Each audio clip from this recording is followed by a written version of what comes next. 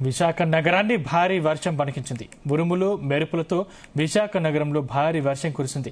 ఆకస్మికంగా కురిసిన వర్షంతో నగరంలోని పలు ప్రాంతాలు జలమయమయ్యాయి. ప్రధాన రహదారులపై భారీగా వర్షపు నీరు నిలిచింది. దాంతో వాహనదారులకు తీవ్ర ఇబ్బందులు ఏర్పడ్డాయి. ట్రాఫిక్ నెమ్మదించింది. పాదచారులు నీటిలోనే ప్రయాణించాల్సి వచ్చింది. లోతట్టు ప్రాంతాల్లోకి వర్షపు నీరు చేరింది. ఇంకుడు గుంతలు ఎక్కడా కనిపించలేదని వర్షపు నీటి సంరక్షణపై మళ్లీ చర్చ మొదలైంది.